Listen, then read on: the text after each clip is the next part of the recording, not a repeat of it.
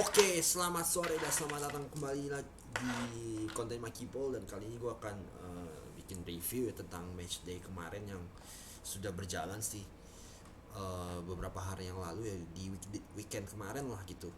Yang sebenarnya pengen gue bikin reviewnya hari Senin atau Selasa, tapi karena kondisi badan gue masih belum fit 100% kemarin karena pilek, jadi ya gue putusin ya gue rehat total dulu. Bukan rehat total sih, kayak ambil waktu rehat dulu biar ya nggak terganggu lah untuk bikin videonya gitu loh. Karena kan ya pasti kayak apa ya, apa ya, kok lu mau bikin video lancar tapi ada sesuatu yang ganggu, itu kan gak banget lah gitu loh. Lu bikin video jadi mood lu pasti berkurang lah. Mungkin banyak dari kalian, kalau yang konten kreator ya, pasti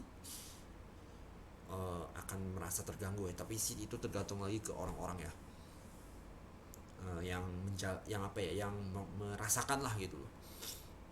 Tapi kalau untuk gue ya, gue akhirnya gue ambil rehat total dulu itu. Tapi ya gue akan langsung bahas aja pertandingan kemarin, gak perlu lama-lama. Jadi gue cuma nonton IPL doang, sama apa ya kalau nggak salah ya, Bundesliga ya, kalau nggak salah Bundesliga ada satu satu match, dua match lah gue tonton gitu.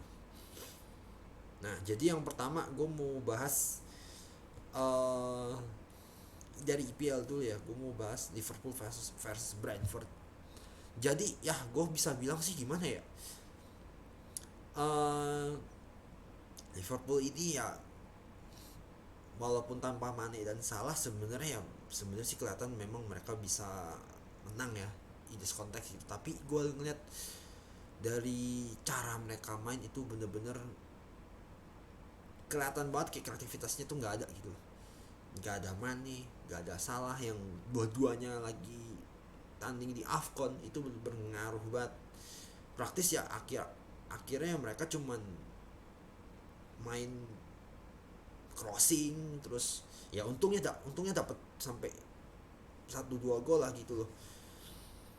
Dan ya Brentford juga, gua rasa untuk sekelas Liverpool ya kayak nggak sebanding lah gitu loh. Jadi ya Liverpool tetap gue harus bilang mainnya ya, gue bilang kurang banget kalau misalkan nggak ada Mane, nggak ada Salah dari sisi permainan lah gitu. Karena akhirnya jadi lebih banyak main crossing ketimbang umpan-umpan pendek gitu loh. Walaupun ya mereka main umpan pendek gitu, tapi lebih kelihatan tuh mereka akhirnya main crossing ke depan gitu loh. Karena ya gak, kreativitasnya tuh murni emang gak ada gitu loh. Gol pertama aja itu dari bola mati gitu loh. Jadi ya kelihatan banget dari open play, tanpa Mane dan Salah Liverpool juga bukan siapa-siapa gitu loh. Dan ya lu lihat sendirilah cara mainnya tuh bosen banget. Gue bener-bener lihat Liverpool main tanpa Mane masalah, bener-bener monoton. Dan ya murni Brentford juga karena nggak bisa ngelawan juga, akhirnya mereka bisa menang. Coba kasih lawan yang lebih setara gitu, kayak West Ham aja mungkin mereka bisa kalah buat gue. Karena ya kreativitas tuh gak ada dari Mane dan Salah yang pergi untuk sebulan ke depan. Jadi ya gue mau tahu gitu seberapa hebat Klopp bisa bertahan tanpa itu dua gitu, bermain sesuai dengan apa yang ada lah di squad Liverpool saat ini gitu. Ya expect aja mungkin bakal ada apa ya, bakal ada satu dua pertandingan mungkin mereka akan sangat kesulitan lah gitu loh. Jadi ya untuk gue Liverpool memang lebih layak untuk menang. Tapi kalau dari segi permainan, gue nggak yakin mereka benar-benar bisa untuk kembali mendominasi pertandingan lainnya. Kalau cara mainnya mereka tuh kayak lawan Brentford, gue sih gak yakin karena kurang banget asli dari kreativitas sih, lebih-lebih ya. Terus Chelsea City versus Chelsea. Nah, gue harus bilang sebenarnya City ya tetap akan main kayak biasa gitu loh. Dan ya kelihatan juga gitu, memang mereka mendominasi pertandingan, mereka lebih banyak menguasai bola juga gitu ya. Sudah gue bilang tuh dari preview kemarin tuh ya, mereka akan menjalankan apa yang sudah mereka jalankan bersama Pep selama ini gitu loh, yaitu mereka mengambil lebih banyak ball possession lah, seperti yang udah gitu. Dan gue bener-bener aneh sih, lebih ke Tuchel sih sebenarnya. Udah tahu 3-4-3 ini sudah karatan, even ada Kante dan Jorginho, lu masih pasang. Itu bener-bener otaknya udah sengklek si Tuchel ini, bener-bener gimana ya, udah ber, kayak berkali-kali tuh ruang kosong itu gak ada yang backup gitu loh, karena banyak pemainnya terutama di tengah tuh kan suka ninggalin posisi. Nah itu kan banyak banyak space gitu loh. Kalau misalkan nggak ada satu atau dua pemain tengah yang berusaha untuk ngimbangin gitu, jadi ya City bakal lebih memanfaatkan keadaan gitu loh, ketimbang Chelsea yang cuma main direct doang.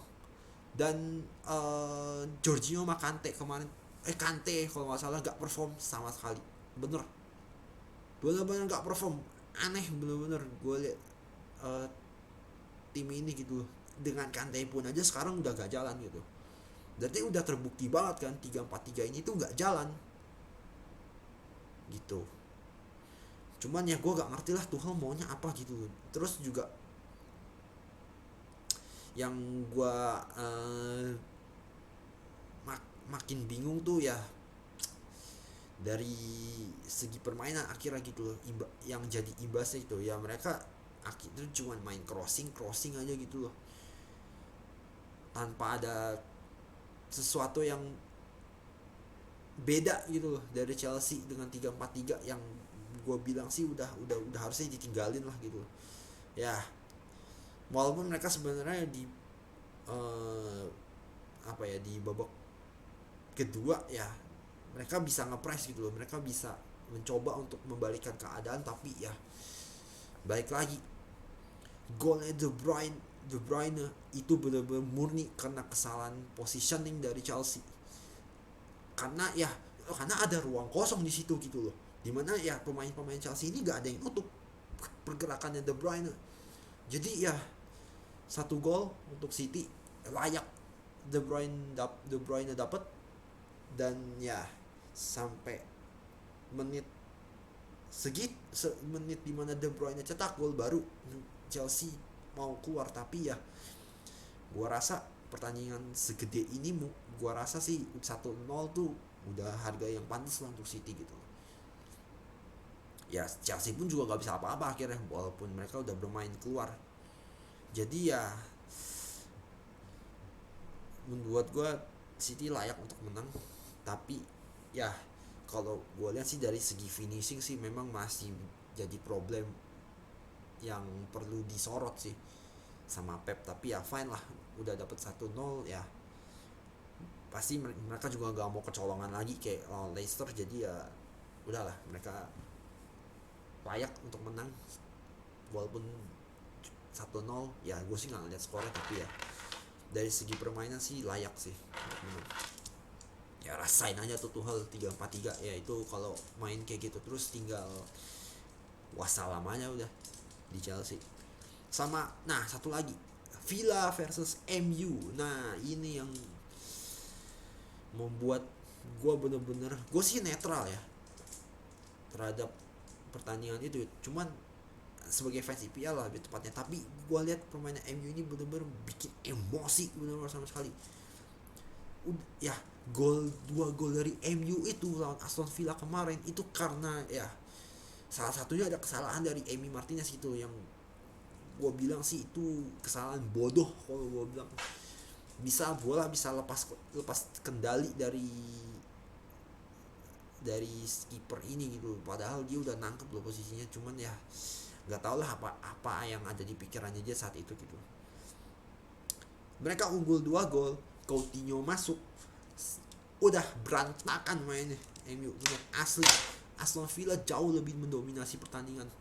Bahkan sebelum Coutinho masuk ya, gue lihat tuh di awal babak kedua kalau nggak salah itu udah kelihatan banget gitu loh. Ya MU oke lah bisa lebih dominan di babak pertama, tapi kalau udah masuk babak kedua itu Villa jauh jauh lah kelihatan lebih mendominasi ketimbang MU.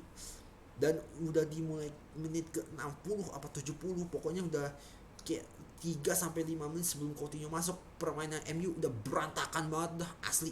Udah kayak kepala pecah, bener.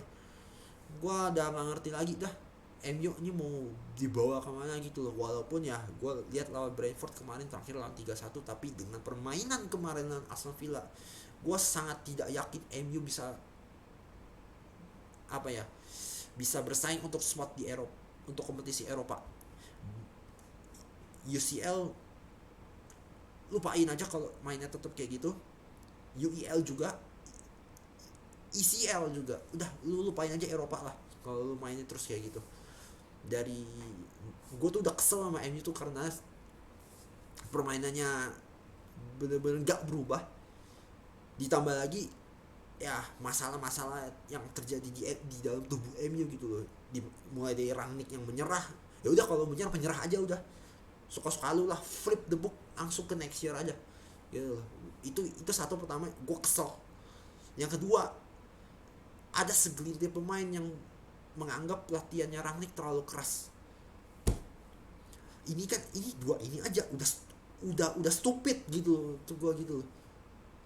Gak ngerti gue, as one of the biggest team in the apa ya, in the Premier League gitu loh.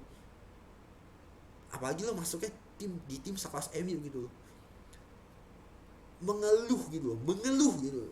Hidupnya teh mengeluh karena latihan terlalu keras, itu kan menandakan lu gak ada otak gitu loh. Bener-bener nggak tahu lah siapa yang ngomong, tapi kalau ada sampai ketahuan itu bener-bener pemain itu bener-bener gue sindir abis itu. Bener-bener nggak berotak gitu loh, lu ngomong kayak gitu loh, kenapa gitu loh.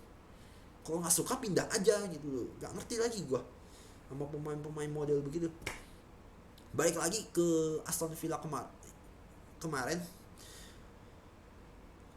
Coutinho masuk, permainannya Aston Villa jauh lebih berubah. Bener-bener mereka mau bener-bener lebih berani untuk neken lah gitu. Dan Coutinho dapat 1 assist 1 gol gitu loh. Dari 0-2 Coutinho masuk 2 sama sampai selesai.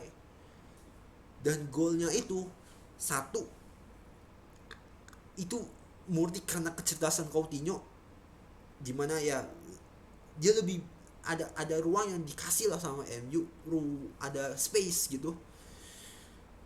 Coutinho manfaatin, akhirnya kasih assist dan masuk. Dan yang kedua itu golnya Coutinho. Golnya kedua deh yang prosesnya dia manfaatin space nya itu. Kalau yang pertama itu dia assist ke siapa gitu, gue lupa.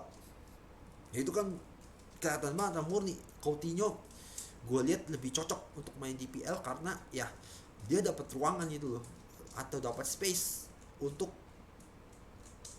apa ya, untuk dia bisa berkreasi lah gitu, untuk dia bisa bermain gitu loh. Kalau gue lihat dia di La Liga itu kayak tuyul gitu, bingung gue bener-bener. Dia tuyul yang ini, kayak tuyul tersesat gitu, bener-bener mau gocek susah karena ruangan nggak ada gitu. Lu mau main kayak dengan skemanya Barcelona yang apa ya, yang udah ngelotok banget, dia pun nggak bisa beradaptasi gitu loh. Dan ya gue rasa Aston Villa cukup beruntung sih bisa dapetin si Coutinho ini, walaupun ya sekarang statusnya pinjaman. Dan gue sih ngeliat potensinya kalau Coutinho mampu menciptakan perubahan ya, mampu merubah wajah, bukan berubah wajah, bisa merubah permainan dari Aston Villa. Gua tidak menutup kemungkinan ngelihat Coutinho bisa dibeli permanen. Bener, udah kalau Coutinho bahagia di sana ya udah jual aja, nggak apa-apa kok. Toh nanti nilai, kalau dia mainnya bagus nilainya bisa naik Aston Villa pun rela untuk bayar dia lebih, untuk apa ya, bayar klausulnya lebih mahal gitu loh. Nah, sementara di CMU gue ngelihat dari pertandingan kemarin menunjukkan per, apa ya, performa nol, permainan nol, bener-bener ampun deh, bener-bener MU mulai dari 60 aja tuh udah kelihatan banget mereka nih mainnya kacau banget lah, bener-bener gak ada arah sama sekali, bener-bener gak terkoordinir gitu loh, gak terorganisir per lini. Jadi ya syukurin lah kalau lu dapet kebobolan 2 gol, ya udah rasain aja ya. Bener-bener tim ini nih bener-bener apa ya, mengsampahkan diri. Jadi ya udahlah, I had enough for this team gitu loh, bener-bener I'm pretty sick of their attitude lah, of their gameplay, bener-bener ya. Gue sih gak bisa menilai Rangnick sih untuk 1-2 bulan pertama ini, tapi kalau ngeliat attitude pemainnya terhadap Rangnick itu gue udah bener-bener speechless banget lah, bener-bener speechless negatif gitu loh, akhlaknya kayak nol gitu bener-bener. Jadi walaupun lu di apa ya, kemarin menang 3-1 lawan Brentford, tapi gue tetap gak percaya karena itu bukan level lu gitu loh. Karena kebetulan Brentford lagi jatuh aja performanya, dan ya kelasnya juga mediocre gitu loh. Jadi ya gua bener-bener udah nggak apa ya, udah nggak mudeng lagi apa yang gua harus katakan untuk MU ini.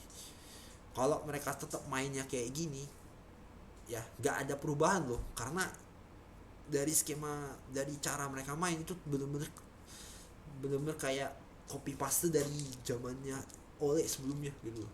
Dimana ya Rangnick, karena Rangnick yang udah nyerah gitu loh, ya udah kalau lu nyerah aja udah, bener-bener kalau lu nyerah gak usah mati sekalian gitu loh. Gue kesel juga lama-lama sama Rangnick ini.